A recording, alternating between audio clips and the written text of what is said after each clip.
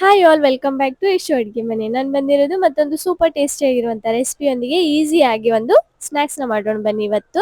ಕಡಲೆಬೇಳೆ ಸ್ನ್ಯಾಕ್ಸ್. ಕಡಲೆಬೇಳೆನ ಒಂದು 2-3 ಸರ್ತಿ ಚೆನ್ನಾಗಿ ತೊಳೆದು ನೀರು ಹಾಕಿ ಸಂಜೆನೇ ನೆನೆ ಹಾಕಿಟ್ಟಿದ್ದೀನಿ. ಅದು ನೆಂದಾದ ನಂತರ ಮಾರ್ನಿಂಗ್ ಅದನ್ನು ಮತ್ತೊಂದು ಸರ್ತಿ ಒಂದು 2-3 ಸರ್ತಿ ತೊಳೆದು ಒಂದು ಟಿಶ್ಯೂ ಪೇಪರ್ ಮೇಲೆ ಹಾಕಿ ಯಾವುದೇ ಥರದ ನೀರು ಇಲ್ದಾಗೆ ಚೆನ್ನಾಗಿ ಡ್ರೈ ಮಾಡ್ಕೋಬೇಕು.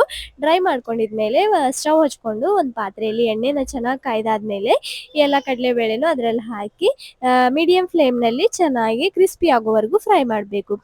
ಹೀಗೆ ಎಲ್ಲಾನು ಚೆನ್ನಾಗಿ ಕ್ರಿಸ್ಪಿಯಾಗಿ ಫ್ರೈ ಮಾಡ್ಕೋಬೇಕು. ಫ್ರೈ ಮಾಡ್ಕೊಂಡಿದ್ಮೇಲೆ ಒಂದು ಪಾತ್ರೆಯಲ್ಲಿ ಹಾಕೊಂಡು ಅರ್ಧ ಸ್ಪೂನ್ ಉಪ್ಪು, ಅರ್ಧ ಸ್ಪೂನ್ ಖಾರ ಮತ್ತು ಅರ್ಧ ಸ್ಪೂನ್ ಚಾಟ್ ಮಸಾಲ ಹಾಕಿ ಚೆನ್ನಾಗಿ ಮಿಕ್ಸ್ ಮಾಡಬೇಕು.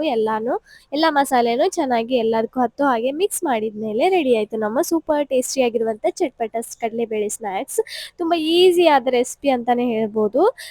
ಈವ್ನಿಂಗ್ ಟೈಮಲ್ಲಿ ಚಾಯ್ ಜೊತೆ ತುಂಬ ಚೆನ್ನಾಗಿರುತ್ತೆ ಕಾಂಬಿನೇಷನ್ ಕೂಡ. ನೀವು ಕೂಡ ಮನೆಯಲ್ಲಿ ಒಂದ್ಸಲ ಟ್ರೈ ಮಾಡಿ ನೋಡಿ. ಮಕ್ಳಿಗೆ ಕೂಡ ತುಂಬ ಇಷ್ಟ ಆಗುತ್ತೆ. ಈ ಬೇಕ್ರಿಯಲ್ಲಿ ಸಿಗುತ್ತಲ್ಲ ಅದೇ ಥರ ಟೇಸ್ಟ್ ಬರುತ್ತೆ. ನೀವು ಕೂಡ ಮನೆಯಲ್ಲಿ ಒಂದ್ಸಲ ಟ್ರೈ ಮಾಡಿ ನೋಡಿ.